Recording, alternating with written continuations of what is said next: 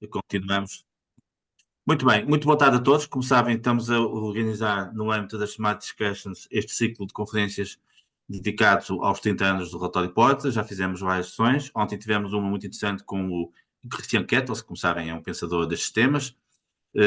Vamos ter, e normalmente costumamos antecipar as sessões que vamos ter a seguir neste ciclo. Portanto, na próxima segunda-feira, dia 18, vamos ter uma sessão muito focada naquilo que são estes 30 anos na tecnologia, com dois especialistas no tema, o professor Zé Tibolé e o Rogério Carapuça, pessoas ligadas ao técnico, que aliás é a escola também aqui do nosso amigo Francisco Veloso, e eles estiveram muito ligados à formação das dinâmicas tecnológicas em Portugal. Vamos falar com eles sobre isso. Depois, no dia 21, iremos falar sobre a gestão com o Dr. Zé Roquete, como sabem, é um conhecido gestor ligado ao Espodão, uma pessoa com uma grande experiência nesta matéria, e o Pedro Afonso, que faz parte do nosso grupo e é o CEO da Vance Energy. Portanto, temos aqui uma perspectiva de uma empresa portuguesa, de uma empresa multinacional. Hoje, e voltando ao dia de hoje, é um dia muito especial porque vamos falar muito sobre algo que, na opinião de todos, é absolutamente crítico para a nossa competitividade e para o sucesso das empresas, que é a inovação. Inovação é um tema muito transversal e podíamos estar aqui horas a falar sobre o tema.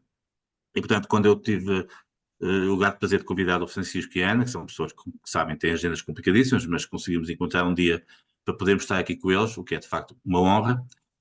Ficou mais ou menos combinado que eles iriam ter uma intervenção mais focada naquilo que, no fundo, tem sido algumas dinâmicas nos últimos anos relativamente à inovação em Portugal, quer nos clusters, quer na política pública, quer depois através de alguns casos de sucesso de empresas, quer o Francisco mais do lado académico, quer a Ana também do ponto de vista da ligação empresarial, tem essa experiência ao mais alto nível e vão-nos brindar com essa sua sapiência e sabedoria. Portanto, o Francisco começa, a Ana continua e depois temos aqui uma sessão de discussão que eu moderarei e vamos ter aqui, sem dúvida, uma discussão muito interessante. Francisco, começamos contigo e muito obrigado pela disponibilidade. Eu sei que não tem sido fácil neste primeiro ano de indo ensaiar arranjar um momento para estar connosco, mas é uma honra e um gosto e esperemos que de facto possa ser útil para todos. Obrigado.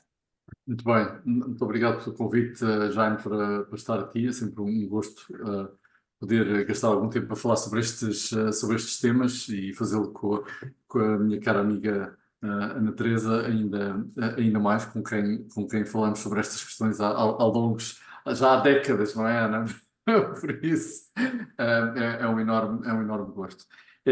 Eu vou essencialmente, quer dizer, eu acho que um dos valores disto é nós podemos discutir e, portanto, a minha ideia e também a da Ana, nós falámos um bocadinho para combinar, é lançar três ou quatro tópicos de discussão e depois temos aqui mais uma conversa mais do que uma lecture, digamos assim, relativamente a esta questão.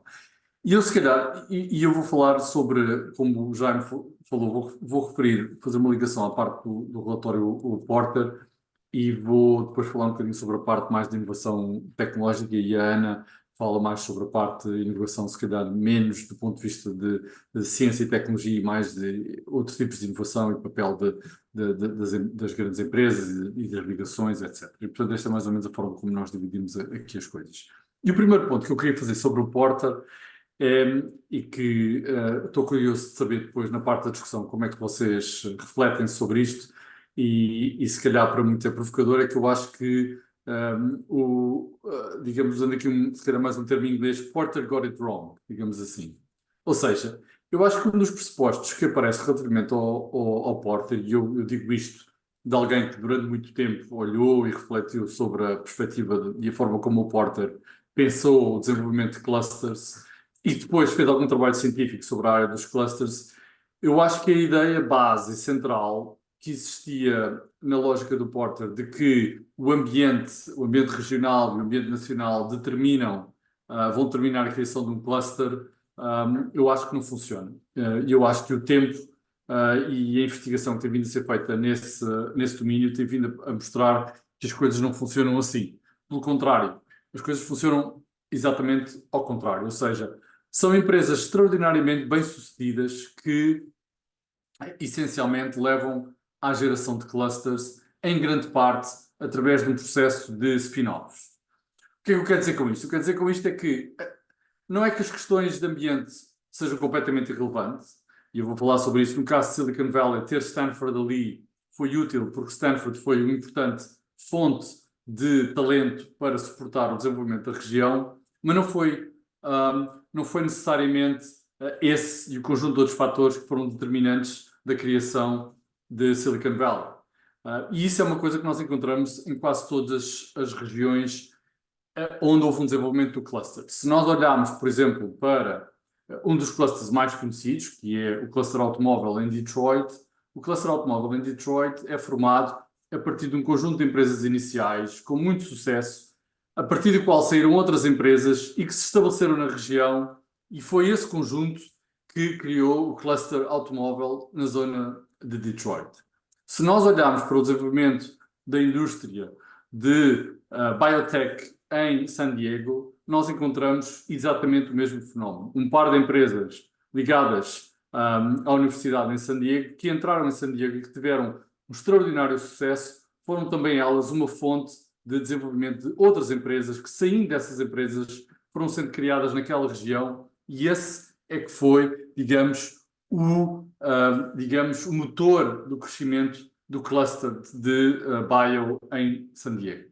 Se nós olharmos em particular para Silicon Valley e para o desenvolvimento da região numa fase inicial, nós conseguimos mesmo mapear de uma forma quase inequívoca a forma como uma empresa, a Fairchild em particular, esteve na origem do desenvolvimento de toda a indústria de semicondutores que se desenvolveu naquela região e que se estabeleceu naquela região.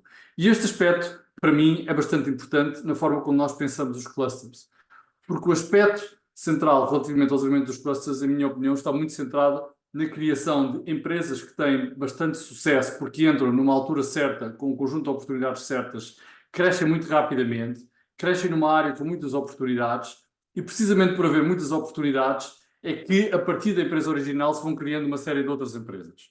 Aliás, no contexto português, e a Ana Teresa vai falar mais sobre isso, se nós olharmos para o desenvolvimento de uma dos clusters que nós temos, que é os clusters dos moldes, nós conseguimos também aí identificar um processo muito importante à volta do qual os fundadores de muitas das principais empresas de moldes saíram de uma ou duas empresas iniciais que tiveram muito sucesso e a partir do qual elas se desenvolveram. E, portanto, este aspecto, para mim, é bastante central quando nós pensamos esta ideia do Porta, porque, digamos, como eu referi inicialmente e é a forma como eu penso sobre esse assunto, nós, por muitas condições de ambiente que nós conseguimos desenvolver, pensando na ideia de que vamos criar um cluster, as coisas não funcionam dessa forma. Nós temos que pensar e concentrar mais ao nível das empresas que podem elas, digamos, ter um conjunto de condições para se desenvolver, porque entram na altura certa, no contexto certo, e crescer e escalar, e é a partir dessas empresas, por um conjunto de fenómenos, que muitas outras empresas se vão criar. E isso acontece, continua a acontecer em muitas situações, e é uma das razões pelas quais o processo de Silicon Valley acaba por ser um processo autorregenerativo, porque muitas das empresas de sucesso, a partir das quais saem outras empresas, e é esse o aspecto que acaba por ter, digamos, um fator de reforço positivo do ponto de vista do desenvolvimento e da manutenção do cluster que existe. Portanto, este para mim é um aspecto importante, porque eu, digamos, ao longo do tempo tornei-me, digamos, de alguma forma bastante crítico relativamente à concepção, pelo menos à concepção inicial da forma como o Porter pensava sobre o desenvolvimento dos clusters, e este é o primeiro ponto que eu queria transmitir e queria lançar para discussão, digamos, deste grupo e para reflexão relativamente a esta situação. Este aspecto é importante, em particular, porque depois isso leva a um outro aspecto importante, que é, ok, muito bem, então como é que nós podemos criar estas empresas sementes a partir do qual nós podemos gerar, digamos, estas externalidades positivas e spin-offs que depois levam, eventualmente, à criação de clusters em determinado tipo de regiões. E um dos aspectos fundamentais, em particular, quando nós falamos em empresas de base tecnológica, tem a ver com irmos à procura do sítio onde está a ser desenvolvida a nova tecnologia e a ciência. E em Portugal, infelizmente, isso acontece ainda muito nos centros de investigação das universidades. E, portanto, o investimento que as empresas fazem em ciência e em tecnologia avançada, hoje em dia, é extraordinariamente diminuído. Isso é fácil de ver quando nós olhamos, por exemplo, para as empresas que têm e que empregam doutorados e que empregam doutorados que fazem investigação.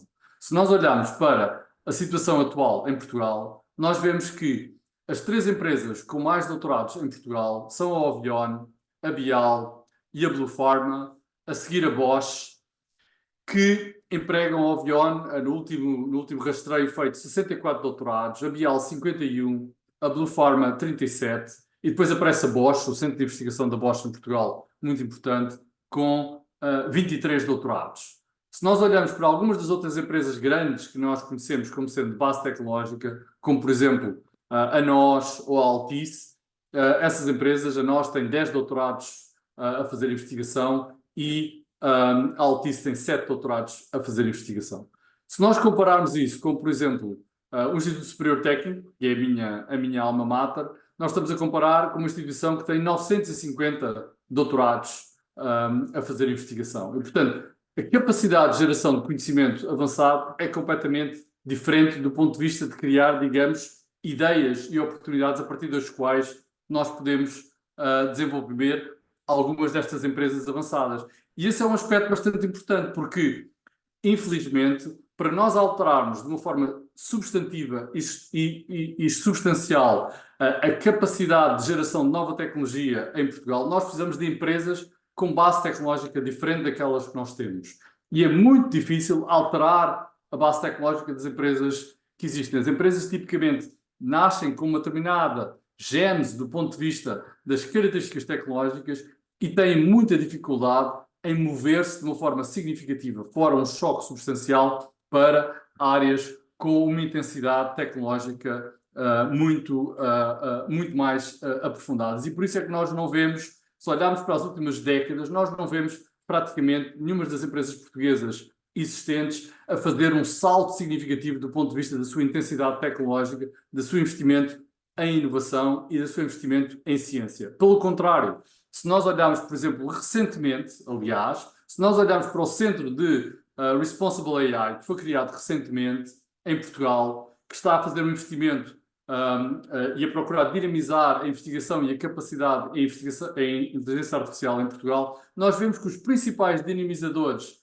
dessa investigação e desse trabalho foram startups portuguesas criadas na última década, a Feedzai, a Unbabel, a Sword Health, muito mais do que as empresas existentes em Portugal. E, portanto, para nós alterarmos de uma forma substantiva, nós temos que criar mais destas empresas que têm, digamos, uma lógica tecnológica e uma capacidade tecnológica diferente. E, portanto, isso significa que nós temos que criar mais oportunidades de entrada destas empresas e, portanto, apostar em onde houver centros de investigação, onde houver centros de inovação substantiva, procurar que se criem novas spin-offs. Muitas não vão funcionar, mas algumas destas que funcionam podem, de facto, como já está a acontecer e como estamos a ver, a ter uma oportunidade e um impacto substantivo e importante no contexto nacional. Aliás, uma das coisas que, por exemplo, as parcerias internacionais com o MIT, com o Carnegie Mellon, trouxeram para a reflexão e para a nossa capacidade de inovação foi exatamente um nível de conforto e um nível de, digamos, de experimentação diferente na ideia de agregar em conhecimento técnico que existia nas universidades e, essencialmente, criar empresas com base nesse conhecimento. E aquilo que algumas dessas empresas, como a Unbabel ou como a Feedzai e como outras, foram criadas com base precisamente nessa lógica e nesse conforto que foi criado. E, portanto, este aspecto do investimento, digamos, em novas empresas que trazem novas valências tecnológicas é, quanto a mim, digamos, um desígnio muito importante à volta do qual nós temos que mobilizar mais o país e mobilizar mais a nossa prioridade do ponto de vista de investimento em inovação e do ponto de vista de investimento digamos, em alterar o padrão tecnológico do país. A taxa digamos, de falha é muito substantiva e, portanto, nós precisamos de muitas destas tentativas. Mas isso faz parte do processo empreendedor. Só para vos dar uma ideia, o Imperial College, onde eu estive até o ano passado, criava cerca de 40 startups por ano. Este era mais ou menos, digamos, o ritmo de criação de novas empresas que existiam. Dessas, há 5, 6, 7 dos últimos 10 anos que começaram a crescer e começaram a ter um impacto significativo. Portanto, esta dificuldade de que muitas das empresas que foram criadas e que oportunidades foram criadas não avançam e, portanto, não têm impacto económico, faz parte de um processo normal que se encontra em todo lado, não é só em Portugal, mas quanto a mim, é nesta parte de empreendedorismo e empreendedorismo de base tecnológica e empreendedorismo com base em conhecimento avançado, onde nós temos que continuar a fazer um esforço muito significativo se queremos, de facto, alterar o panorama, digamos, competitivo e o panorama de inovação em Portugal. Alguns destes esforços temos vindo a fazer nos últimos anos, as parcerias, os laboratórios colaborativos que foram criados nos últimos anos, a fábrica de unicórnios que foi criada em Lisboa no sentido de trazer algumas destas empresas para Portugal através desse tipo de oportunidade de aceleração. São tudo, digamos, instrumentos para, digamos, alterar este padrão por via empreendedora, que me parece ainda aquele que é o mais significativo e o mais importante para o nosso país. Portanto, eu parava aqui porque há todo um outro aspecto à volta da inovação, digamos, não tecnológica, que é também bastante importante, mas e aquilo que eu combinei foi que a Ana lideraria esse mesmo processo para ela E depois passamos à discussão. o complemento que possa trazer aquilo que eu desde já partilhei. Excelente, Francisco. Então passamos agora à Ana e depois iniciamos um período de open discussion, está bem? Com muito gosto. Ana, por favor. Sim, muito obrigada, Jaime, pelo convite. Estão-me a ouvir bem? Sim, perfeitamente. Muito obrigada também ao Francisco e a todos por estarem presentes. Ora, eu e o Francisco trocamos umas impressões e eu tendencialmente concordo com as considerações que o Francisco fez, que para as bases da futura competitividade do nosso país temos que criar empresas com potencial muito rápido de escalar e normalmente essas empresas são baseadas na ciência e em inovações mais radicais, ou seja, estamos a falar aí de uma mudança de paradigma técnico-económico, mais de destruição criativa. No entanto, chegar ao mercado é outra coisa e a nossa realidade não é bem assim, como bem fez a ponto, Francisco. A inovação não é somente base tecnológica, temos várias outras dimensões para a inovação, como, por exemplo, no âmbito de modelos de negócio, de processos, de combinação de fatores produtivos. E, portanto, temos também que perceber a realidade que temos. E se é certo o que o Francisco disse, e que, de facto, temos que fazer aqui uma aposta muito assertiva em criar as bases da competitividade futura através de empresas de base tecnológica, eu queria aqui também falar do outro lado da nossa economia, que eu acho que também é bastante promissor. E, claro, naturalmente, haverá seleção e já tem havido naturalmente. Eu aqui gostava de lembrar o seguinte. Para a riqueza e criação de valor numa economia, o que interessa não é exatamente, não para na inovação. O que interessa é a propagação dessa inovação, ou seja, o que nós chamamos de difusão. E a difusão tende a ser um processo longo e cumulativo, que depende não só da oferta, mas também da procura, porque nós tendemos, quando falamos de inovação, a falar sobretudo lá da oferta. E eu vou começar justamente por aí, falar da oferta. Agora, claro que o digital permite a propagação das inovações muito mais rápido e, portanto, o que o Francisco acabou de dizer é muito relevante, porque estas tecnologias muitas vezes são tecnologias de base transversal, não é? Que são depois aplicáveis a um vasto conjunto de setores, inclusive aos nossos setores com mais tradição. Isso é que é, a meu ver, isso é que é a beleza da coisa. Não é só o tema marshalliano e porteriano da especialização, mas o reavivar de um outro autor que fala da diversidade. E eu acho que, do ponto de vista da nossa economia, é muito interessante fomentar o diálogo desse admirável mundo novo que já está em prática, a certo ponto que fala, mas que ainda representa muito pouco no PIB e nas nossas exportações de emprego, com a outra face da moeda da nossa economia, que são os setores com mais tradição e que, por vezes, o que é interessante perceber é que, às vezes, têm inovações de base tecnológica também muito, muito interessantes. Portanto, eu argumento um pouco, às vezes, contra a dicotomia de pensarmos que só empresas baseadas em tecnologias de informação e tudo essencial é que são tecnológicas, quando o que nós temos alguns casos que eu vou referir, como, por exemplo, no têxtil, vestuário, metalomecânica, madeiras, etc. E eu acho que esse casamento é que é interessantíssimo na nossa economia e que tem um potencial de criação de valor, não destruindo o que existe, mas reformulando e também promovendo aí algum processo de seleção. Nós, de facto, somos um país em que o nosso tecido produtivo é constituído fundamentalmente por pequenas e médias e até microempresas. Estamos a falar de mais de 99,7% das empresas. A falta de dimensão é um handicap terrível. E isso temos que o dizer. Ou seja, por mais que gostemos de pequenas e médias empresas, e como dizia o Francisco, se não tivermos empresas com pujança, com dimensão, que alavanquem o crescimento da nossa economia, vamos sempre ter um grave problema. As pequenas e médias empresas e a falta de dimensão conlevam um déficit de recursos endémico. Além disso, nós, em Portugal, somos especialistas em apoiar empresas para continuarem a ser pequenas. Ou seja, a empresa começa a crescer, já acabou o apoio na inovação, com raríssimas exceções. E também tendemos, para ser também um bocadinho polémica, tendemos a apoiar um conjunto infindável de empresas zombie, portanto, eu acho que aqui também deixo uma ideia para discussão de alguma má alocação de recursos. Agora, eu, além das startups, o Francisco já cobriu muito bem essa área, não vou falar, também tenho um certo carinho para essa área, eu gostava de me referir às PME inovadoras e também aos grandes grupos empresariais, quer de capital nacional, quer ligados ao investimento direto estrangeiro. E aqui o Francisco falou de uma coisa muito importante, e acho que há que distinguir esse tema, que é a origem do cluster, e um outro tema que é o reforço e a melhoria dos clusters já existentes. Olha, só dá nota de que se calhar às vezes falha um bocado, é melhor talvez pôr-se mesmo junto do microfone, está bem? É só isso. Sim, Talvez peço puxar um desculpa. pouco fora. Não, tudo bem, não, estou só a avisar, obrigado. Muito bem. E então, parece-me relevante aqui distinguir entre dois temas. O Francisco já falou com grande propriedade do tema da origem do cluster, não é? E eu estou inteiramente de acordo com o que o Francisco disse. No princípio é sempre o verbo, ou seja, tem que haver sempre um gatilho, uma empresa inovadora, uma flagship firm, como aconteceu no cluster das tecnologias de informação na Irlanda com a IBM e depois com a Dell, como aconteceu também na Escócia com a IBM. Mas também pode não ser uma empresa, pode ser, por exemplo, uma escola técnica, como aconteceu em alguns clusters da Emília-Romana, que Beccatini estudou antes de fora.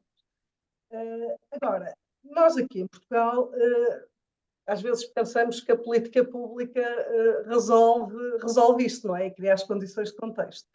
E, em geral, quando nós temos estas políticas top-down, em retrospectiva, o que nós vemos é que, em geral, corre bastante mal.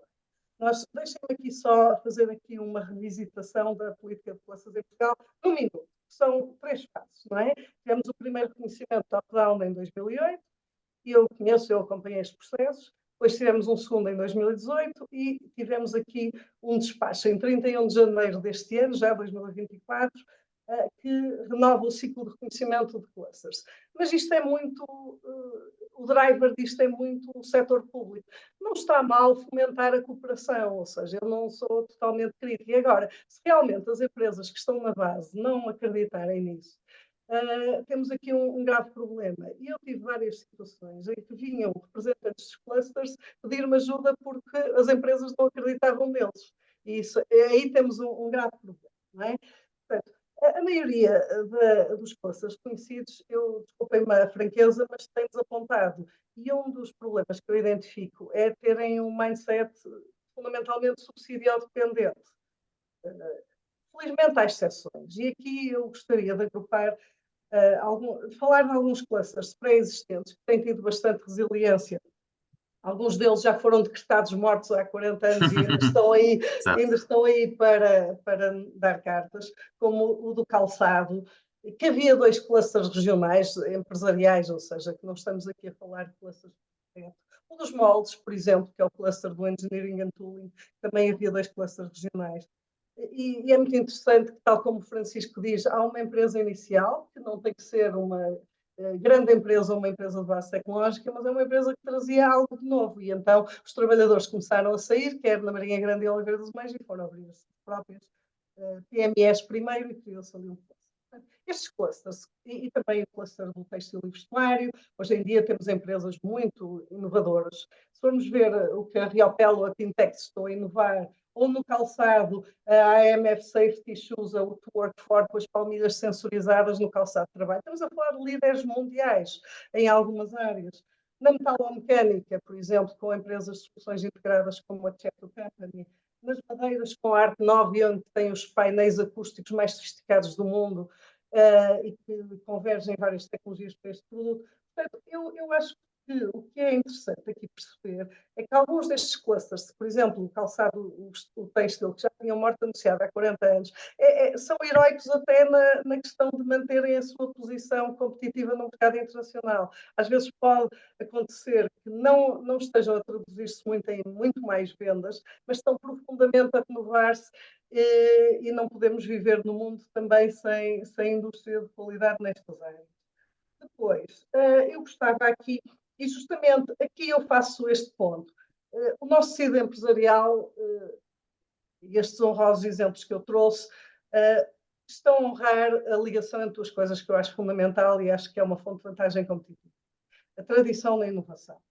Referindo-me um pouco aqui ao tema das grandes empresas, o Francisco já referiu o caso da Bosch e eu aqui falava do cluster da Bosch em Braga, em que claramente também há uma grande empresa a ser um grande driver de desenvolvimento, mas também a relação universidade-empresa, que é o maior caso na União Europeia de relação universidade-empresa em vários parâmetros. Temos, por exemplo, também, não sei se o António Redondo ainda está aí, o caso da Navigator Company. Estávamos a falar tem, por exemplo, o maior centro, que é o Raiz de investigação do setor na Europa, que é o Raiz, que tem 97 colaboradores, dos quais 27 são doutorados e vários mestres, etc. Eu já não estou a falar dos doutorados que há na própria empresa. Estou a falar de uma empresa que criou um centro que tem quase 100 colaboradores e que o financia, e, portanto, 97% do capital é da Navigator e 3% de 3 empresas, Aveiro, Coimbra e Lisboa. Portanto, isto para dizer o quê?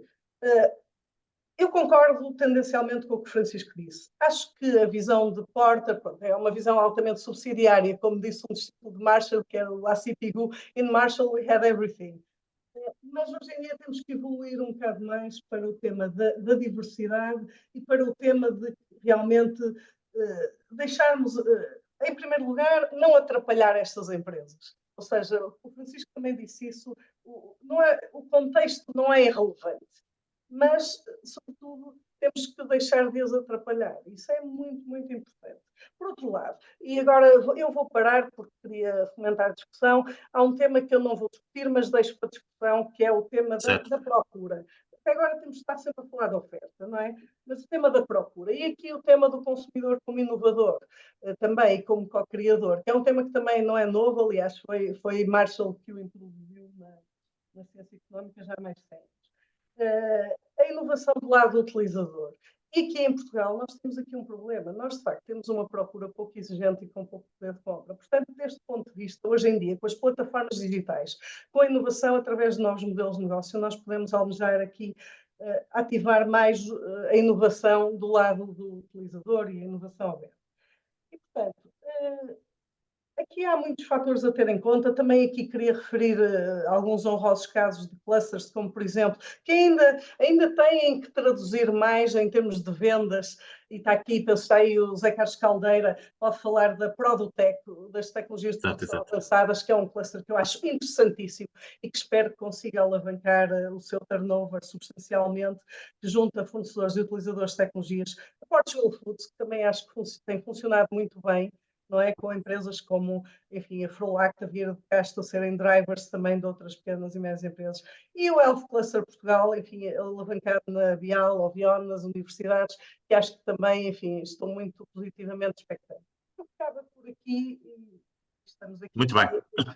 Sim, senhor. Temos, portanto, são 6h30, vamos tentar até às 7h15, 7h20, animar aqui uma discussão. O António Redondo disse que tinha que ser mais cedo, mas eu não hesito. António, como está aqui connosco e como a Navigator é um caso de sucesso, se quiser fazer um brevíssimo comentário ao que disse o Francisco e a Ana, através da experiência Navigator, ficávamos muito gratos. Obrigado, Jaime. Não tenho muito a acrescentar, aliás, é impossível acrescentar ao brilhantismo das duas intervenções. Talvez insistisse em dois aspectos que foram referidos. Realmente não são só as empresas de base tecnológica que têm esta capacidade de inovação. Há setores tradicionais como o nosso, e a Ana bem referiu isso, que faz muita inovação, quer inovação baseada em investigação e desenvolvimento, quer inovação aplicada nos nossos centros fabris. Nós, aliás, somos responsáveis por produtos altamente inovadores que foram lançados um pouco por todo o mundo com as nossas marcas, e estamos agora num processo também de grande ciclo de inovação em dois novos negócios, o tissue e os papéis de embalagem, aliás, quebrando um paradigma que havia no setor, que as fibras de eucalipto não serviam para papéis de embalagem, e nós estamos a encontrar um caminho para essas fibras de eucalipto. O outro tema que eu queria abordar muito rapidamente, e que também foi tocado, é o tema desta dicotomia entre as grandes empresas e as pequenas empresas. Eu vou aqui tangencialmente falar do PRR e da forma como o PRR foi estabelecido com uma base absolutamente ideológica, muito pouco orientada para aquilo que são as realidades das empresas e com este preconceito que nós temos que cuidar das empresas pequeninas, porque se nós não cuidarmos das empresas pequeninas, elas não têm capacidade de se afirmarem. Ora, eu acho que é exatamente o contrário. As empresas grandes são, enfim, haverá casos também de empresas pequenas que têm que ser obviamente acarinhadas para poderem tornar-se grandes, isso não é isso que está em causa. Mas tratando das empresas grandes e acarinhando as empresas grandes, elas arrastam no seu ecossistema empresas pequenas que estão a montante ou aos jusante das empresas. Ora, o que o PRR fez, particularmente nas agendas mobilizadoras, com uma visão absolutamente ideológica da economia, foi criar um monstro.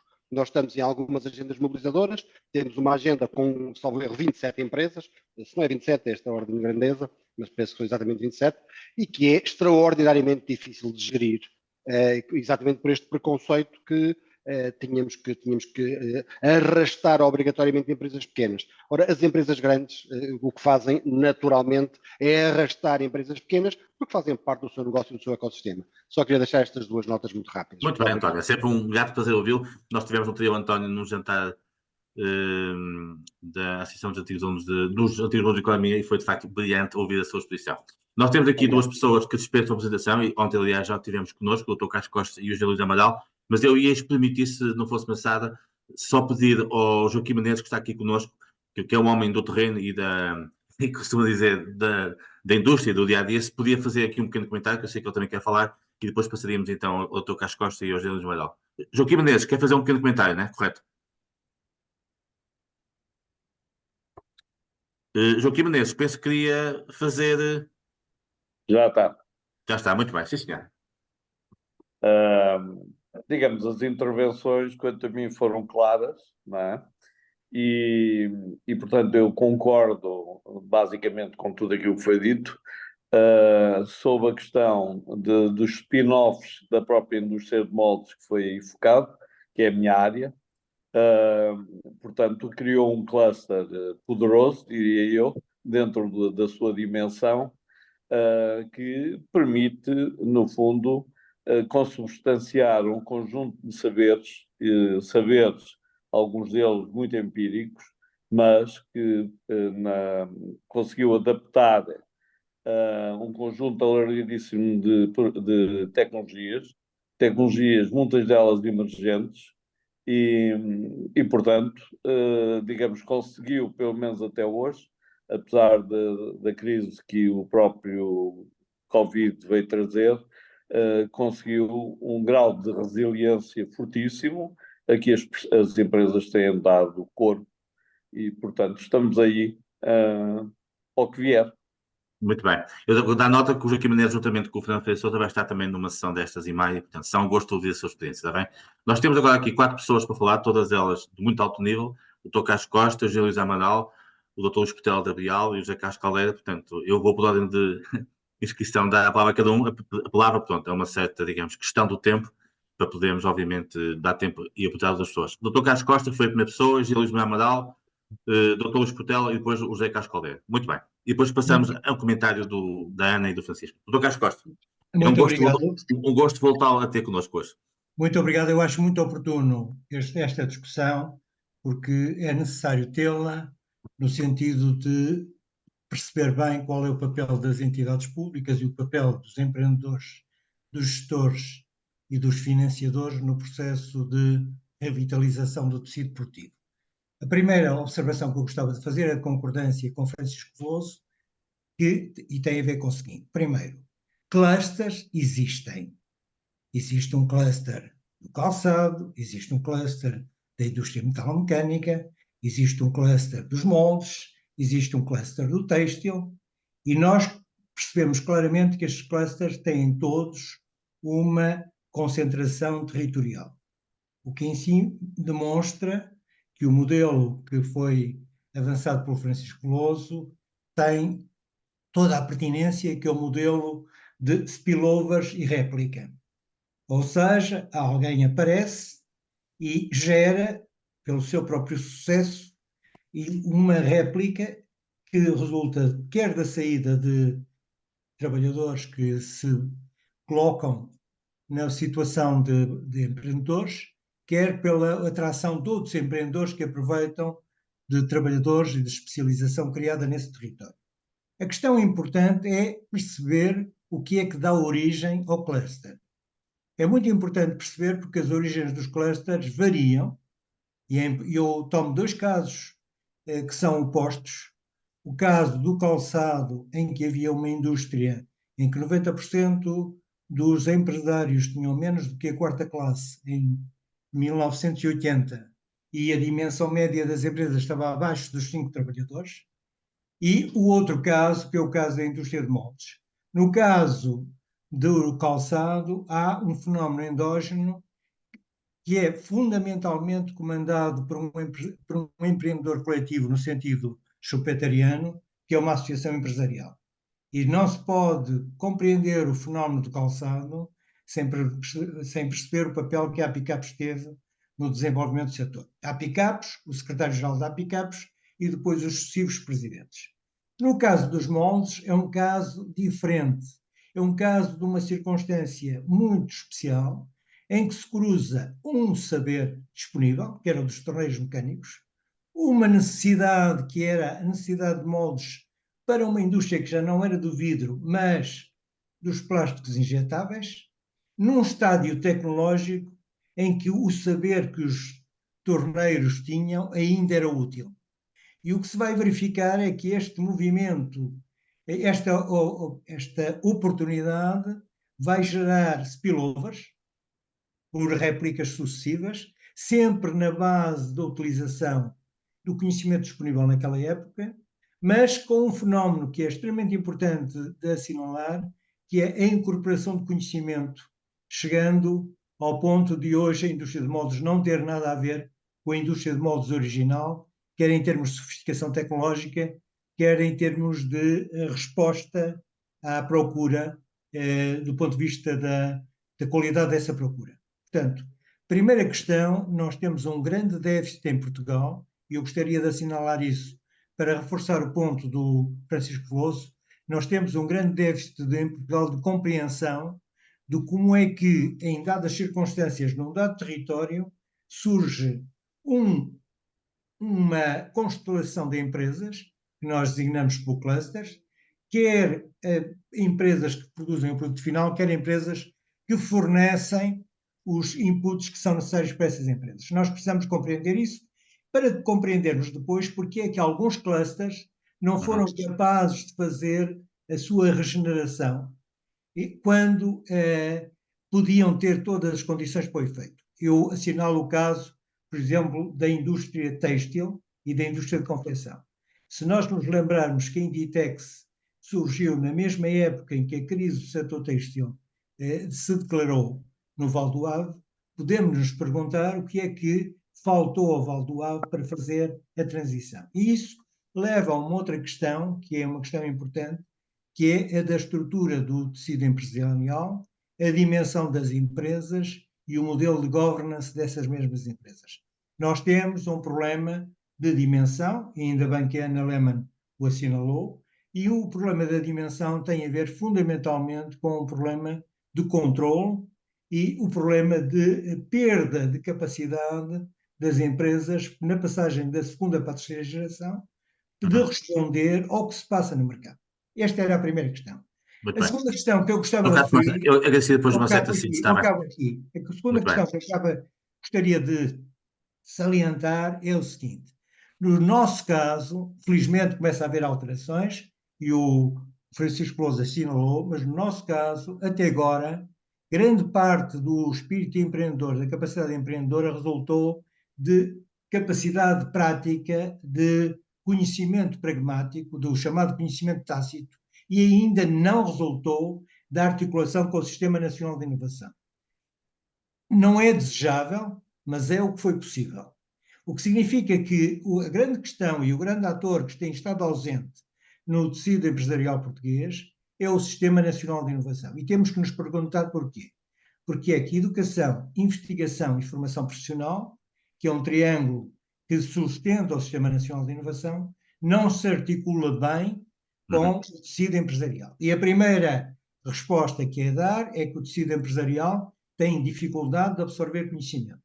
Mas a segunda resposta que é preciso dar é que o Sistema Nacional de Inovação não está finalizado para levar conhecimento. E aqui há exceções, e eu acabo aqui. A exceção é o caso do INESC, que tem servido de ponte entre o tecido empresarial e a área da produção de conhecimento. Mas não é porque há uma ponte que o Sistema Nacional de Inovação funciona de forma articulada. E temos que nos perguntar se a formação profissional, quer a contínua, quer a pontual, está articulada com aquilo que são as necessidades das empresas. Temos que nos perguntar se a agenda de investigação é a agenda do setor empresarial.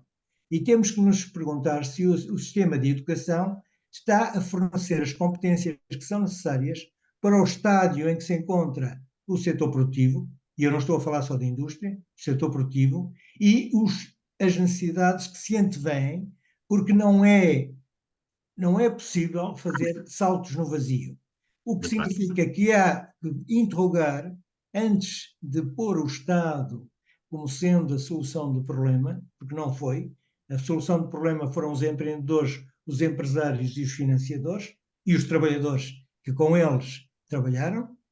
Temos que nos perguntar qual é o papel que as entidades públicas podem exercer e se o têm exercido. Ou se por acaso nós temos um Sistema Nacional de Inovação que trabalha sobre uma agenda que não é necessariamente a agenda de que carece o sistema produtivo. Mas havia muito mais a dizer, mas eu deixo... Eu sei. Exatamente.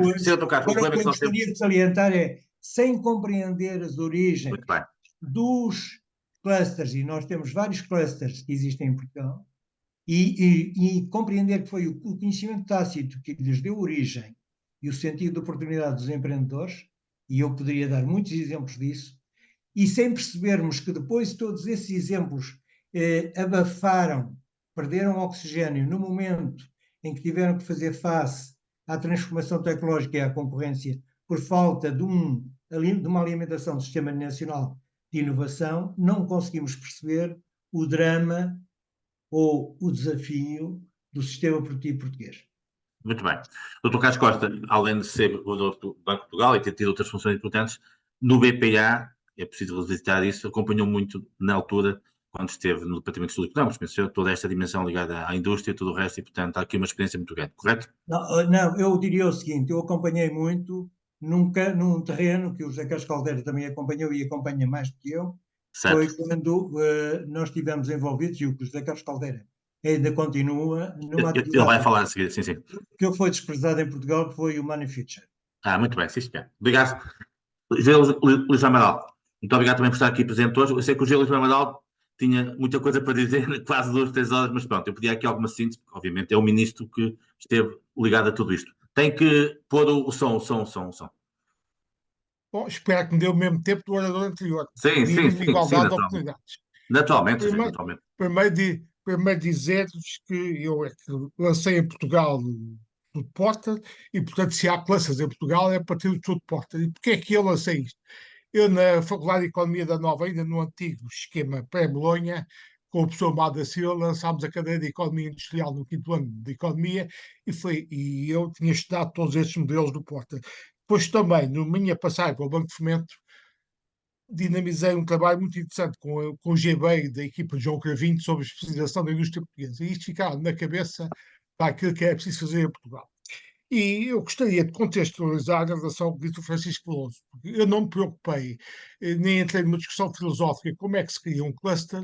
Eu percebi claramente que o cluster tinha efeitos sinergéticos que a velha ideia dos setores industriais não tinha. Os setores industriais eram uma agregação estatística de empresas, ao passo se a gente começasse a pensar em clusters, começava a jogar com a colaboração entre empresas do cluster, com ligações entre as empresas, a universidade, os centros tecnológicos e de investigação nessa zona, tudo de uma base regional. E, portanto, eu percebi que o modelo dos clusters ia ter um potencial sinergético que a velha agregação estatística dos setores não tinha, e, portanto, daí surgiu a aplicação dos vários clusters em Portugal. E, portanto, não estive preocupado com a discussão filosófica que o Francisco Lousa aqui explicou, como é que começavam os clusters. É evidente que também, depois, captando algum investimento direto estrangeiro para a indústria portuguesa, obviamente que também tinha esperança que alguma dessas empresas pudessem desencadear um processo desses, como o Francisco Veloso aqui referiu.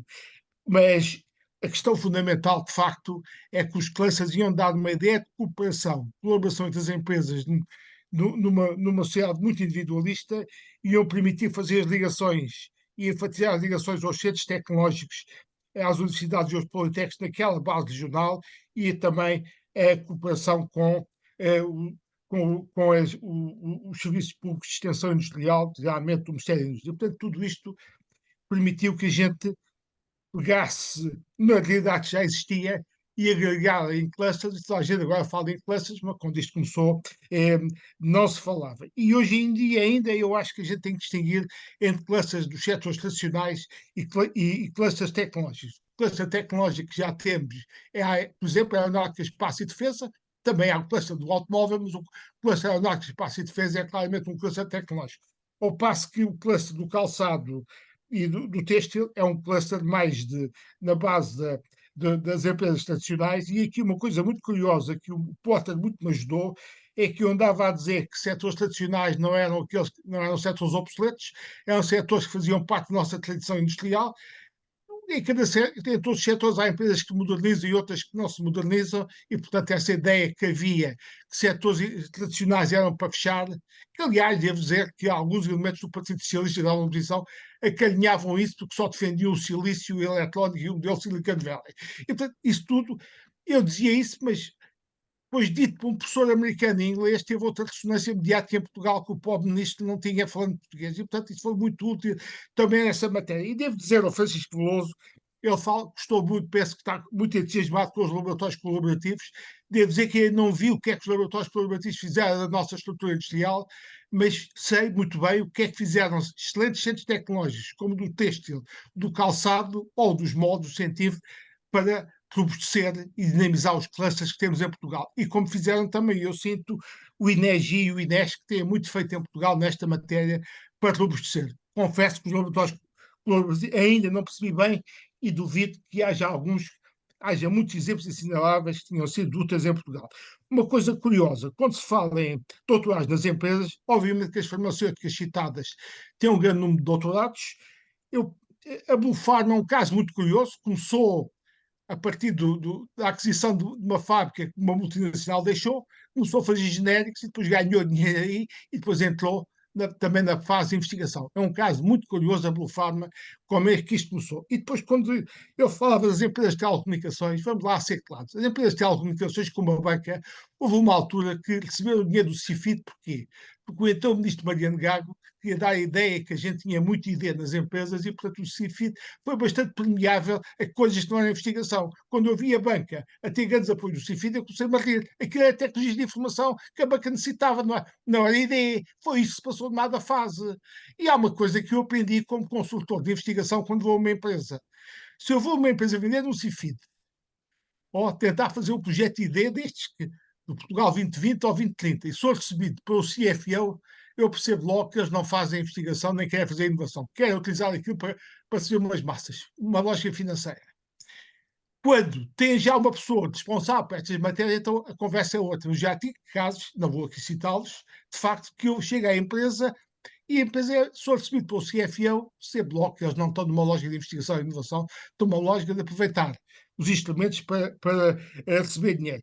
Outra coisa que aqui foi falada a Bosch em Braga, mas eu quero lembrar também a Bosch em Aveiro, porventura menos mediática, a competência no domínio do calor da Bosch em Aveiro, que é um centro de competências mundial da Bosch, o que se fez em Aveiro, com um centro de competências criado pelo PEDIP. Sei que a Bosch de Braga é muito mais mediática, mas esta foi extremamente importante. E depois dizer também que a gente fala muito em inovação e normalmente fala em inovação do produto. mas nos setores tradicionais portugueses há uma questão ainda muito importante, que são a inovação do processo, que é muito esquecida, que é extremamente importante em muitas empresas industriais, e nós falamos mais de inovação do produto e esquecemos a inovação do processo, que não é desprezável, não é despicienda em muitas empresas. E, portanto, dizer-vos que todos os modelos têm vantagens e inconvenientes. O modelo do Porta não é perfeito. Aliás, hoje o desafio lançado pela China e as questões da descarbonização ultrapassaram muito o pensamento porteriano, a meu ver, mas nenhum modelo é perfeito, mas claramente a lógica do Porter e o modelo que introduzimos com os trailers em Portugal teve efeitos muito benéficos. Toda a gente hoje fala em clusters, e quando eu lancei o estudo Porter ninguém falava em clusters, só falava em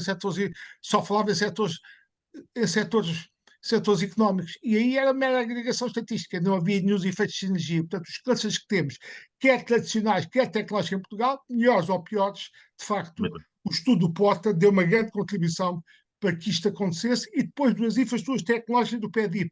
Os centros tecnológicos, o INESG e o INESC, também têm dado um grande contributo nesta matéria. Boa tarde, Sr. Sim, senhor. Muito obrigado pela sua presença. É importante nestas sessões do Porta contarmos consigo, porque foi de facto uma pessoa, como disse ontem o Kettles, e elogiou publicamente numa nota que publicou. A sua posição foi extremamente interessante. Portanto, antes de passarmos à Ana e ao Francisco, vamos ouvir aqui o mundo da investigação. José Carlos Caldeira, quer comentar algo em relação a isto? Bom, boa tarde a todos. Eu vou, enfim, já muito foi dito e eu vou procurar ser muito telegráfico. Primeiro, quanto aos clusters e às suas origens, eu diria, eu não vou assumir uma posição de consultor, mas vou dizer que há para todos os gostos. Ou seja, eu conheço casos de sucesso e de insucesso de clusters que nasceram tendo como âncora uma grande empresa, outros que nasceram tendo como âncora uma entidade produtora de conhecimento, universidades, instituições por aí fora, outros que nasceram com um agregado de pequenas empresas, outros que nasceram fruto de intervenções de política pública. Ou seja, no meio do deserto crescer algo que não existia, despejando dinheiro público. Também há casos de sucesso e de insucesso dessa natureza. Portanto, a primeira nota é dizer que há uma grande variedade, e eu acho que nós não podemos definir uma fórmula única, um modelo ideal para dar origem a clusters. A segunda nota tem a ver com aquela discussão entre pequenas e grandes empresas. Mais uma vez, eu acho que todas têm o seu papel, e defender um modelo de que o que nós devemos é apoiar as pequenas empresas porque as grandes não precisam é errado, mas é igualmente errado o modelo, ou quem diz que o que nós temos que fazer é apostar nas grandes empresas, porque são essas que arrastam as pequenas e que, portanto, a aposta tem que ser nas grandes empresas e depois essas é que arrastam as pequenas. Há setores em que é assim, há outros setores em que não é assim. E, portanto, nós temos que ter uma política que permita a flexibilidade para lidar com estas várias realidades.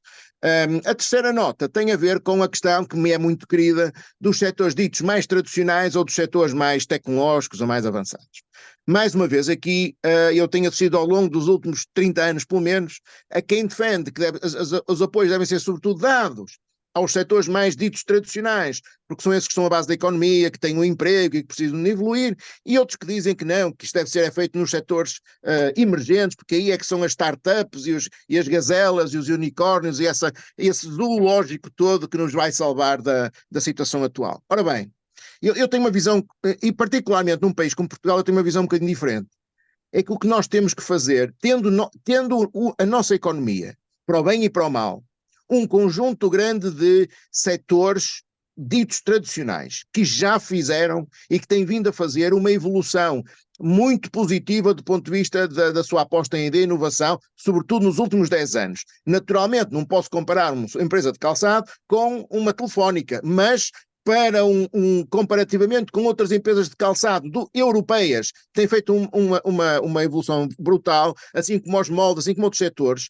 Portanto, eu tenho empresas dessas. E, por outro lado, começo a ter já, fruto do investimento que foi feito em investigação, lá atrás, pelo Mariano Gago e por aí fora, começa a ter startups, começa a ter doutorados a lançar novas empresas em setores emergentes, O que eu devo fazer é procurar pôr os dois a trabalhar em conjunto.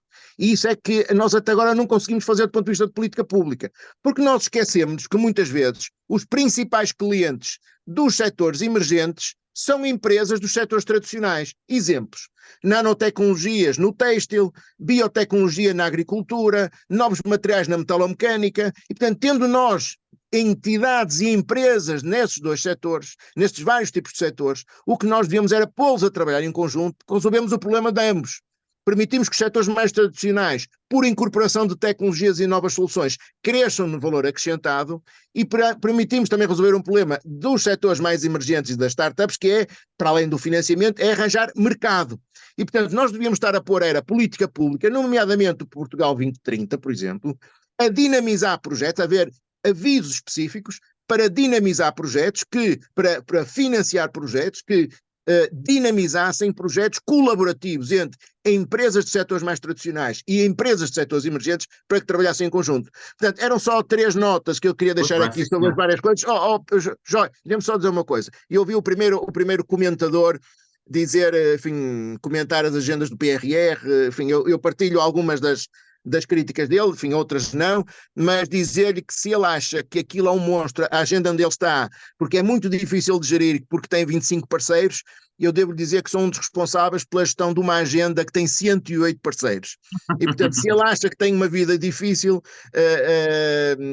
pode imaginar, ou se quiser algumas dicas, como é que se gera uma agenda grande, nós podemos também conversar depois. Muito obrigado. Muito bem. Passamos então agora a um primeiro comentário desta primeira ronda e depois passamos na ronda. Francisco, talvez começando por ti e depois passamos a Ana, está bem? Obrigado. Sim, Francisco? Estava miúdo, peço desculpa. Muito bem, não, tudo bem. Foram feitas aqui várias considerações, mas Exato. a vantagem destas sessões é que temos sempre opiniões diferentes e é bom Claro. termos, obviamente, visões diferentes sobre os temas. E são importantes, e lá está, não dá tempo também de falar de tudo Pois, é infelizmente não, infelizmente não. esse diálogo. Eu queria aqui referir 3 ou 4 aspectos que foram vincados e que eu acho que vale a pena apontar, salientar, às vezes também, se calhar, enquadrar. Um tem a ver com esta questão da diversidade de entrada, digamos, ou dos pontos de criação dos clusters. Isto é absolutamente central, nós reconhecemos esses elementos. Portanto, eu não tenho a perspectiva, nem advogo, de que há uma única fonte ou uma solução relativamente a essa entrada. O aspecto importante é nós termos em conta qual é o nosso objetivo. E o nosso objetivo é criar estas condições de entrada, digamos, de entry, como se costuma dizer. Portanto, entry conditions, portanto, haver, seja por via de uma empresa grande que estabelece um laboratório em Portugal, seja por via universitária ou de um centro de investigação, ou seja por causa do projeto colaborativo, mas haver foco nesta ideia de que a partir daí criar-se uma coisa nova, uma nova empresa, uma nova startup, podemos dizer, e que, digamos, vá tentar um determinado caminho com base no conjunto de conhecimentos que foi mobilizando, seja qual fosse a sua fonte.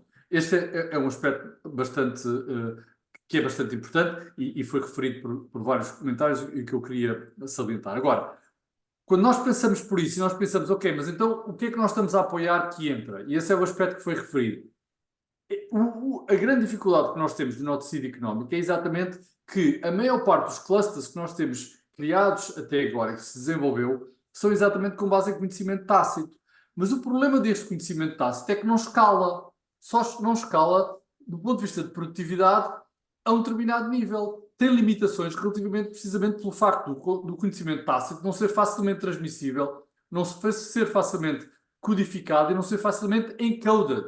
E, portanto, a importância de tentar ter conhecimento científico, conhecimento mais técnico, é que pode ser codificado, encoded dentro de produtos e com isso permite escalar e isso permite ganhos de produtividade significativo. Portanto, a diferença quando nós fazemos entrada de empresas, ou desenvolvimento de empresas que têm determinado tipo de características tecnológicas e a importância de apostar nessas é exatamente a capacidade de escalar e, em particular, de escalar a nível global e, com isso, ter um impacto económico muito significativo. Não quer dizer que empresas com base em conhecimento tácito não possam ter enorme sucesso e falaram-se de várias dessas desses exemplos, são empresas de grande sucesso, mas não são empresas que vão conseguir escalar a uma determinada dimensão mundial relativamente àquilo que nós gostaríamos de ter no contexto português. E essa daí a minha insistência na dimensão técnica e na necessidade que essa dimensão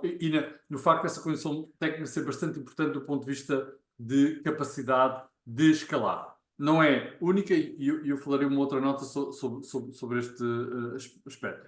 Depois um outro comentário sobre a questão do papel dos clusters. Na lógica que o Mira Amaral referiu, de melhor entendimento de como é que funciona o desenvolvimento de uma área, eu acho que nesse aspecto estamos completamente de acordo. Portanto, nessa dimensão eu não tenho qualquer tipo de crítica a fazer ao Porter, pelo contrário, e aquilo que referiu e que é importante, que permite-nos ter uma visão mais holística e não estar preso ao setor industrial anterior, que naquela altura era muito a forma como se pensava sobre o desenvolvimento económico. Eu acho que nesse sentido estamos completamente alinhados. Tem mais a ver sobre qual é que é o entendimento que existe, de facto, quais são as condições que permitem a criação desses clusters e não ser apenas, digamos, um artefacto do ponto de vista de discurso e de reflexão sobre o desenvolvimento de uma determinada área.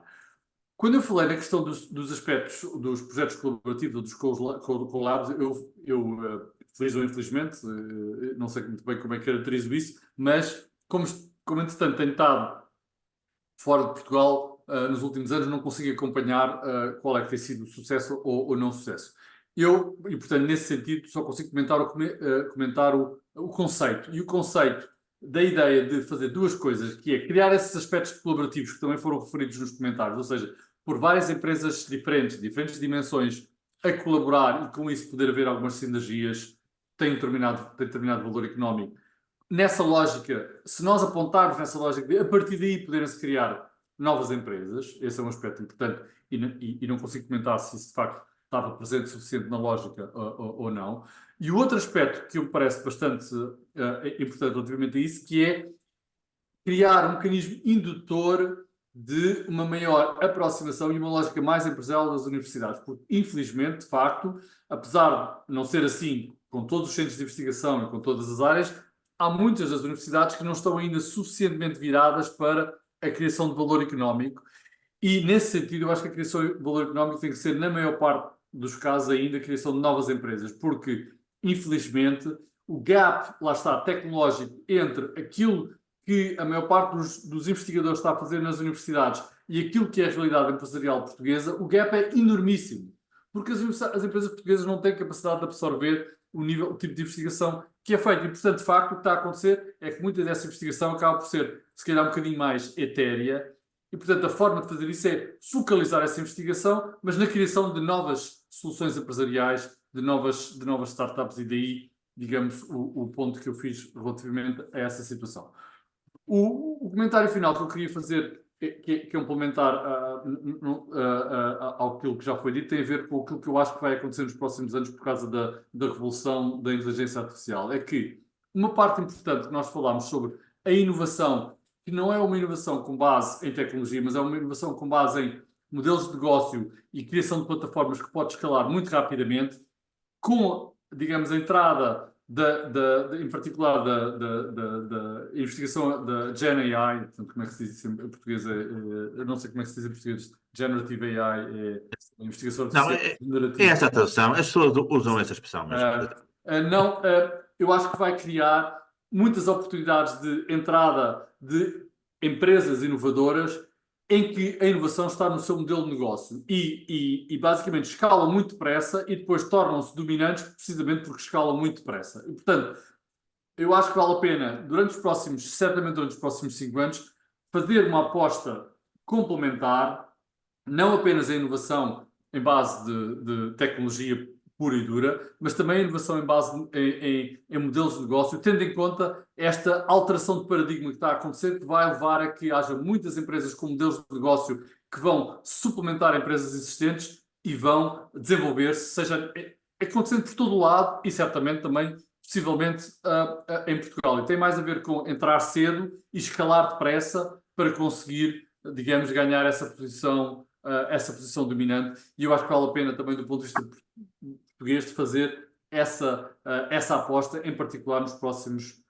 próximos 5 anos, digamos, diria eu, que é o período onde eu acho que vai haver digamos, uma renovação schumpeteriana da forma como se fazem muitos negócios e como muitos setores funcionam e como muitos clusters funcionam a grande velocidade, criando muitos predadores, mas também muitas oportunidades de inovação e de inovação à escala internacional. E Muito bem, Francisco, sim, senhor. E o Francisco tem, de facto, acompanhado muito isto, mesmo nas funções internacionais que tem tido e que representam muito bem o nosso talento. Ana, depois passamos a uma segunda ronda final para terminarmos em tempo útil, Há está bem? aqui alguns aspectos que têm sido referidos. Só agora vou centrar-me em alguns temas, mas também assim, uma pequena graça sobre a origem dos clusters, que de facto variam, tal como varia o ciclo de vida das indústrias e a evolução dos setores da própria procura. Por exemplo, o tema do acidente histórico, não é? Que não foi aqui falar, eu estava aqui a ler um documento histórico que diz que o Bill Gates e Paul Allen, nativos de Seattle, mudam a Microsoft de Albuquerque, New Mexico, em 79 para Bellevue. Então, isto para dizer o quê? Que às vezes até circunstâncias pessoais e, enfim, e portanto, como diz o Zé Carlos Caldeira, há para todos os gostos. Mas eu gostava aqui de tocar em alguns pontos que foram tocados por alguns dos comentadores e também agora pelo Francisco, que é, eu acho que aqui um tema-chave é o problema da valorização do conhecimento e da transformação em valor económico, já foi aqui referido, mas eu acho que é realmente aqui o alfa e o ômega deste tema. Porque isso acontece em vários tipos de atores, não é? Não acontece só do ponto de vista das universidades.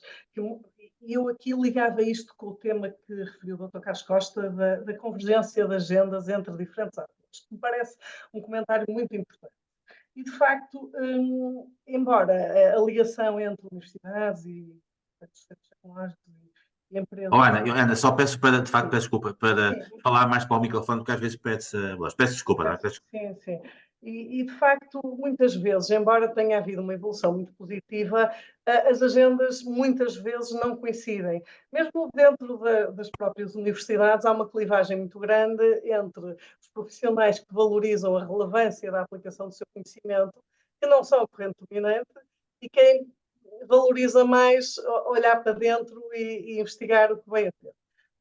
Eu acho que esta questão da política pública, a política pública, tal como um grande economista de base neoclássica, que era Kenneth Arrow, definiu, salienta as falhas de mercado no que concerne à inovação.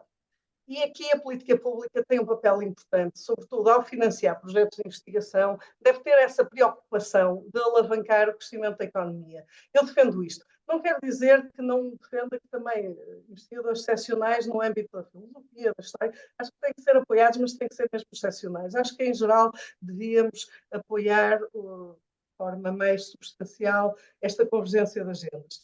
Acho aqui que este tema dos modelos de negócio e da economia de plataformas é absolutamente crucial. E não usando muito tempo, eu gostava aqui só de fazer um comentário relacionando com a minha área de origem, que é a internacionalização. A economia de plataformas traz muitas oportunidades, traz ao mesmo tempo uma disrupção do próprio conceito que é um mercado, no sentido da sua desterritorialização. Ou seja, nós tendemos, e os decisores de políticas, em falar de país tal, país A ou país B. Hoje em dia, nós já estamos completamente imersos numa economia de plataformas em inúmeros setores da hotelaria, por aí fora, não é? E isto é muito importante. A meu ver, o que é interessante para Portugal aqui, para um tecido económico tão assente em PMEs, é que a economia de plataformas permite abrir mercados novos. A própria plataforma é um mercado, não é? E as cadeias de valor também são um mercado em que as próprias empresas de pequena e média dimensão podem se ingrar quando não tinham outrora oportunidade de poder pagar uma loja física, de poder criar um circuito de distribuição e, portanto, todas as parcerias e oportunidades que estes novos modelos de negócio trazem, a meu ver, eu tenho andado a teorizar modestamente sobre low cost internationalization e como as plataformas, isso até já está estudado em vários pontos, como as plataformas podem proporcionar mercados globais a empresas de pequena dimensão. E eu acho que isso é fascinante. E, portanto, acho que há aqui uma grande oportunidade. O que o Francisco disse, que me parece fundamental, é nós percebermos a escalabilidade dos diferentes modelos de negócio, porque por mais que gostemos de modelos de negócio mais analógicos, sinceramente as externalidades de rede que a economia de plataformas proporciona permite crescer a um ritmo nunca visto e fazer a difusão do conhecimento e da inovação. E, portanto, eu com isto termino. Muito bem, muito bem. Nós temos aqui várias pessoas que querem falar também. O Francisco tem que sair daqui a 5 minutos, não é, Francisco? Aliás, nós tínhamos combinado, pronto, que a sessão terminaria às 7h20, são 7h15. Pronto, é evidente que isto é um tema muito dinâmico, as pessoas entusiasmas.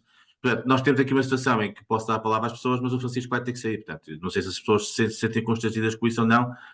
O Dr. Carlos Costa e o José Manuel querem depois também reagir, e com muito gosto da oportunidade, mas tínhamos aqui também 2 outras pessoas que queriam falar. Eu iria dar a palavra a essas pessoas por uma questão de inscrição e depois, se houver tempo, mas temos esta situação do Francisco não poder estar, não é, Francisco? Já tínhamos combinado, não sei se consegue fazer um esforço para estar mais um bocadinho, mas de facto o compromisso que tínhamos tido é de que isto, por exemplo, outras sessões terminaria em tempo útil, porque já são quase 7h15 e, portanto. Ora, Ondina, que é responsável da área, que também ontem esteve connosco e, portanto, neste momento está numa conhecida empresa de distribuição, mas já foi responsável do cluster agroalimentar. Ondina, quer também fazer um pequeno comentário, não é? Lá, novamente a conduzir, mas não quero fazer comentário, mas posso fazer. Eu não, mas se fizer uma questão, melhor, então é melhor, está bem? Para tentarmos ser rápidos, está bem? Ok. Sim. Não, apenas dizer realmente o que foi dito em relação aos clusters. É de facto uma diversidade enorme e enquanto agora, vivendo, digamos assim, numa empresa, sinto efetivamente que o que se produz muitas das vezes em termos científicos é muito mais, diria, muito mais à frente do que a real necessidade das empresas. E, portanto, este posicionamento que eu já vi aqui no chat dos centros tecnológicos pode, efetivamente, impactar de uma maneira positiva e esta tradução daquilo que é a linguagem de conhecimento para uma linguagem mais empresarial.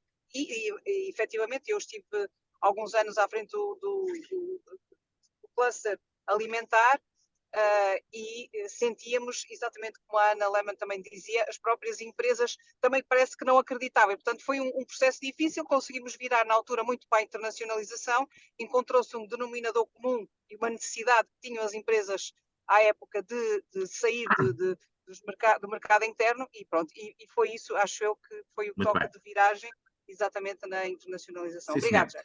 Muito obrigado, eu também. Temos aqui o Sebastião Feio, que já foi reitor da Universidade do Porto, portanto, é uma pessoa que acompanha do ponto de vista de engenharia muitos sistemas também. Sebastião, agradecer alguma, portanto, dentro do possível, alguma novidade? Muito breve, porque enfim, havia Não, é sempre um gosto. Vou ser muito sintético, vou a um ponto que é aquilo que eu chamo, vou reduzir a discussão à célula alimentar. E a célula alimentar é conseguirmos ter doutorados nas empresas e em empresas de empreendedorismo.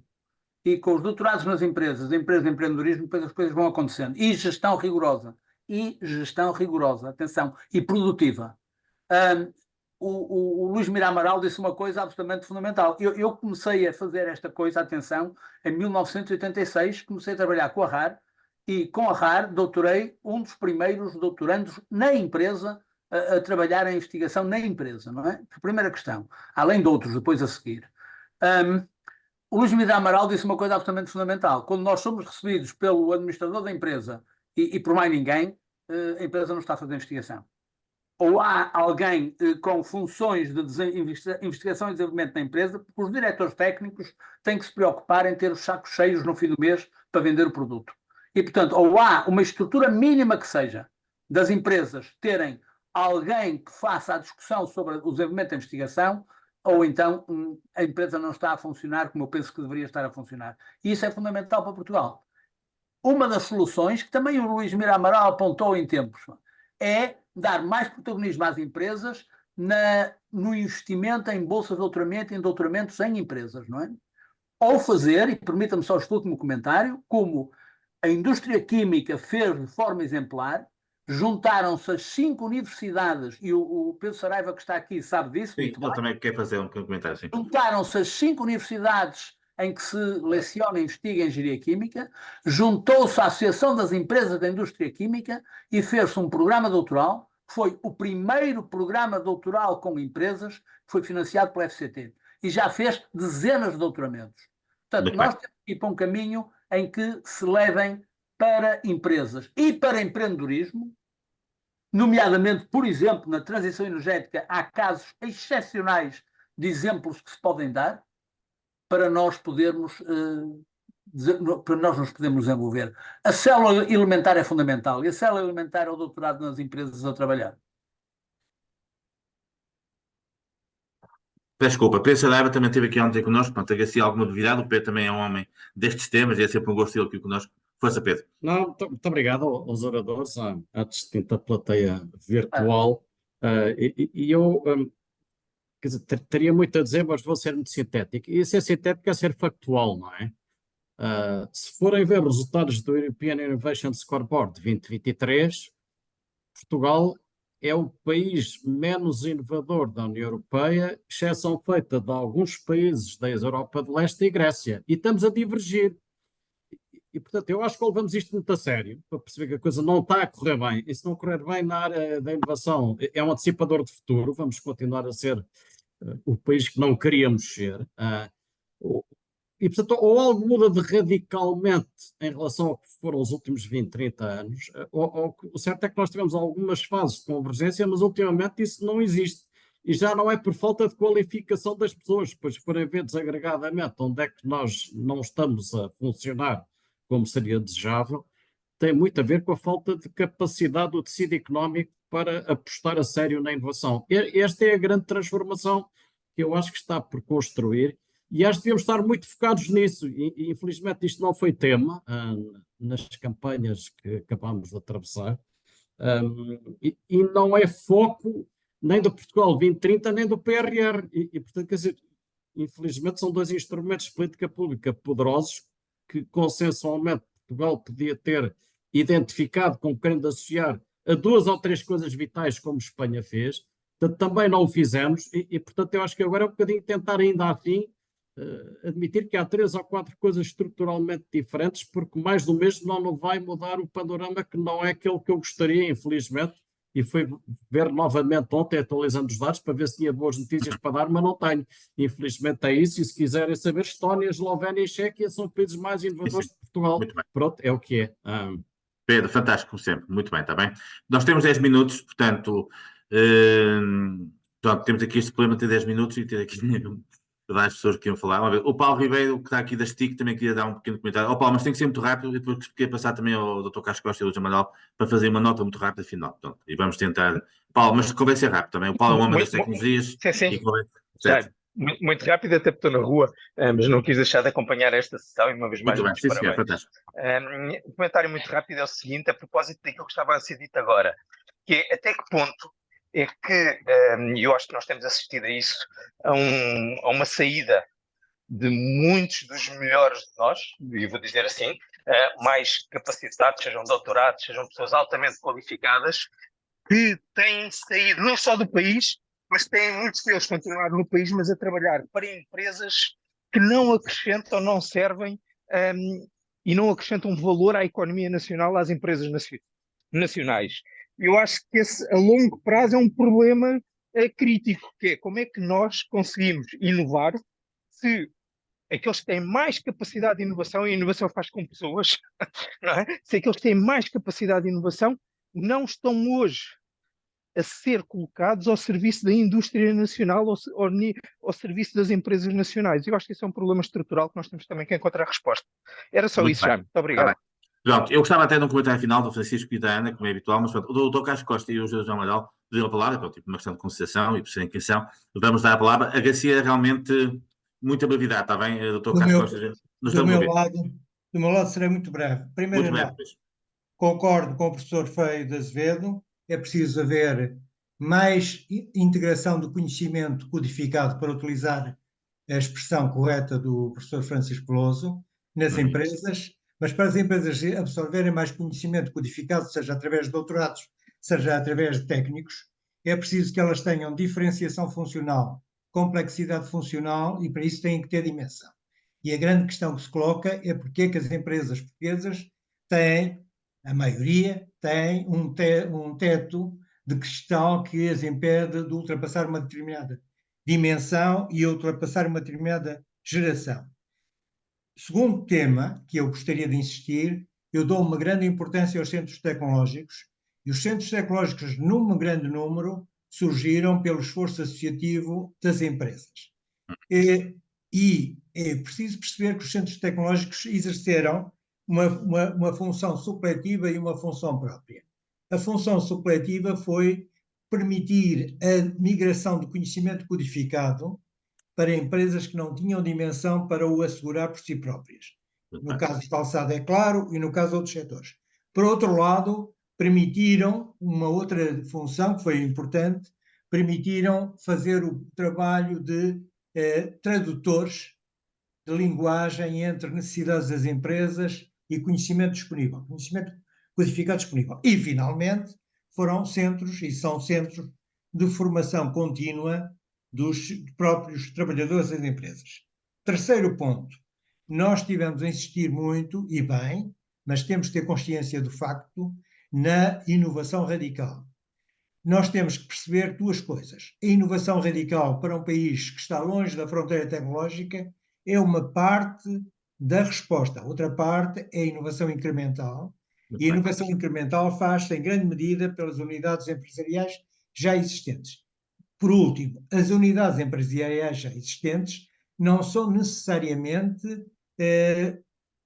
eu diria, não estão necessariamente divorciadas do processo de inovação radical. O que acontece é que, basicamente, a inovação radical acaba por ser muito valorizada numa fase posterior pela integração dos casos bem-sucedidos por parte, porque há aqui uma dimensão de capital e uma dimensão de financiamento que leva necessariamente a absorver.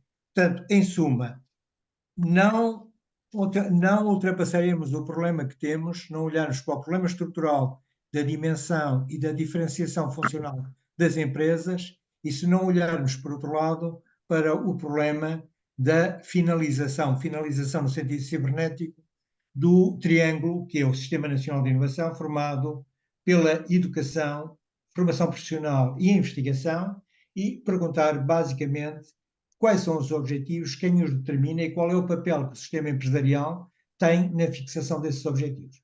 Muito bem. Portanto, o Francisco Louço, como disse, já teve que ser, porque ele tinha mesmo que sair a esta hora, mas já me lembro, penso que queria fazer também uma pequena nota, não sei se ainda quer fazer, mas agradecia muito a brevidade, também se fosse possível. Não sei se está a ouvir, Engenheiro Manuel. Muito bem, agora estamos a ouvir. Compreendo o engenheiro Torre Redondo sobre a complexidade das agências mobilizadoras. Eu estou numa equipa, consultores, estamos a gerir a agenda mobilizadora da cerâmica liderada para Vista Alegre e sei bem o que é a complexidade desta gestão. Depois, uma nota em relação ao que disse a professora Ana Lehmann, concordo inteiramente com ela, as cadeias de valor globais é uma questão hoje, de realidade hoje do comércio internacional e isso é uma coisa que é muito esquecida. A gente tinha que incluir as nossas PMEs nas cadeias de valor globais. E outra coisa, a economia de plataformas. Eu recomendo-vos a ler um livro fabuloso, Economia dos Bens Comuns, do professor Gentilhol, Prémio Nobel da Economia. Exatamente, faz parte da geração de engenheiros e economistas franceses, que foi aqueles que quando eu comecei a estudar economia, que era uma geração fabulosa, depois veio a invasão anglo-saxónica, esqueceu isto tudo, mas este livro, Economia dos Bens Comuns, trata desta economia das plataformas, que é uma questão essencial da realidade dos nossos dias e que é esquecida. Depois, dizer-vos uma coisa, a minha experiência diz que numa empresa industrial, o pior inimigo do homem responsável da inovação é o diretor da produção, porque o homem da inovação vai criar perturbações, geralmente inovação acrescentada na linha de fabrico. Ora, isto é tudo que o tipo da produção não quer. E às vezes até podem ser os dois engenheiros. Por isso é que já havia alguns, inteligentemente, não fazem inovação acrescentada na linha de produção, põe uma linha ao lado só para fazer inovação acrescentada, para não distorcer, perturbar o funcionamento. A última questão sobre os centros tecnológicos. Eu se escrever as minhas memórias, vou contar isto. A primeira minha discordância com o professor Veiga Simão, que é presidente do NET, e eu era o ministro, eu é que mandava, e ele jogava que não havia dois ministros no Ministério, depois tive que o substituir, como é óbvio. Ele queria que os centros tecnológicos fossem filhotes do NET, e se fossem filhotes do NET não existiam, como não existia hoje o Instituto de Soldadura e Qualidade, como não existia o IBET. Eu opus-me terminantemente. Os centros tecnológicos são para ser feitos com associações empresariais. Depois, aquelas associações que forem boas, como o do calçado, aquilo funciona. As associações que não prestam vão à falência, mas eu preferia este modelo do que ser tudo filhotes do NET. Foi assim que se criaram os centros tecnológicos. Eu opus-me ao que o senhor professor Veiga Simão queria. E se foi a ler no Expresso, aqui há um ano ou dois atrás, o senhor ainda era vivo. Realmente o único tipo na política portuguesa que afrontou o professor Veiga Simão fui eu. Foi o primeiro-ministro Marcelo Caetano, o afrontou fui eu, como Ministro da Indústria, porque ele estava convencido que havia 2 ministros no Ministério, não havia. E tive que o substituir, porque ele não respeitava as orientações, e isto é que permitiu que houvesse centros tecnológicos geridos pelas associações hoje em dia, então não havia. Muito bem, Sr. Engenheiro. Por Muito aqui. obrigado, mais uma vez. Obrigado pelas suas notas, são sempre muito oportunas e trazem aqui a discussão e animam. Ana, para terminar, uma nota final, muito breve, está bem? O Francisco já não está, infelizmente, mas a Ana termina, como sempre, com a sua qualidade. Antes de mais, Jaime, muito obrigada pelo gosto e pelo privilégio de estar aqui com esta distinta audiência, pessoas que têm provas dadas e muita experiência nestas áreas. Eu aqui fazia 2 notas, ou 3. Eu acompanho a preocupação expressa por Paulo Ribeiro pelo êxito de jovens qualificados. Essa é uma das coisas que mais me preocupa. E com esta armadilha de baixos salários em que estamos mergulhados, acho que isto devia ser um desígnio nacional, pensar como podemos dar a volta a isto. E a mesma coisa se pode dizer também com a falta de professores que vamos ter, que daqui a meia geração já não vamos ter professores para ensinar os nossos filhos ou netos, com o tema da saúde, etc. E, portanto, acho que não estou muito otimista em relação ao futuro próximo e acho que realmente temos que fazer alguma coisa muito musculada em relação a isto. O problema da dimensão das empresas, também já aqui foi falado, acho que é absolutamente inelutável nesta discussão. Acho que, de facto, temos que aqui criar uma outra visão de olhar de forma positiva para o sucesso, que é uma coisa que também não falamos aqui, mas há aqui temas culturais profundos em que tendemos a penalizar o sucesso e o crescimento, e isso aplica-se tanto aos indivíduos como às empresas. Aqui também gostava de dizer uma coisa. Não é à toa que durante esta sessão foi sobretudo relevado o papel da indústria transformadora no âmbito da inovação. É assim, isto eu sei que também sou suspeita, porque tenho um grande carinho pela indústria transformadora, embora tenha, enfim, muito respeito pelos outros setores também. Hoje em dia é difícil diferenciar serviços de indústria nas tecnologias mais avançadas, tenho muito apreço pela agricultura de precisão, etc, etc. Mas, dito isto, tem havido uma falta de dignidade institucional. Está aqui, eu penso que o engenheiro Luís Mira Amaral foi o último ministro da Indústria em Portugal, ministro da Indústria e da Energia, portanto está tudo dito. Nós temos o Ministério, não desfazer dos outros setores, não é? Temos o Ministério da Agricultura e temos essa coisa etérea que é o Ministério da Economia, já há muitos governos, não é? Que não tem meios. Portanto, eu trabalhei no âmbito do Ministério da Economia, portanto estive lá, não é? Portanto, não tem meios e, portanto, eu acho que este modelo atual, em que há um Ministério da Economia que junta pessoas à mesa, mas não tem meios, não pode, de forma musculada, também apoiar as empresas. Porque, claramente, a indústria transformadora é o grande motor da inovação. Por mais que nós gostemos do imobiliário, do turismo, porque eu também gosto e sou a favor da diversificação setorial, mas o grande motor da aplicação, do conhecimento e da inovação, de facto, é a indústria transformadora com os spillovers que isso tem para uma série de serviços. E, portanto, o engenheiro Mira Amaral foi o último ministro da Indústria, na altura era a Indústria e Energia. Eu fui a última secretária de Estado da Indústria.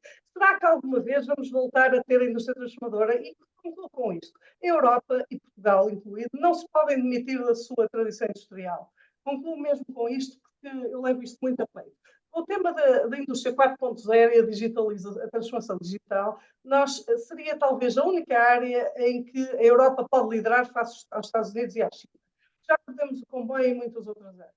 Portanto, era bom que se lançasse outra vez o debate público sobre esta temática. Com isto termino. Sim, sim, nós peço desculpa, temos mesmo que terminar, porque mesmo do ponto de vista tecnológico temos que terminar. Eu queria agradecer ao Francisco já o fiz, que eu tive sido, à Ana, agradecer também ao Dr. Carlos Costa, ao Jaime Amaral, Joaquim Menezes, portanto, todos os que estiveram aqui. Nós vamos continuar com estas sessões, para a semana vamos ter mais 2, depois teremos o Jaime Amaral naquilo que eu chamaria uma sessão solene sobre a celebração dos 70 anos do Michael Porter, espero que possam estar todos. Continuação de boa semana e muito obrigado a todos, está bem? Obrigado.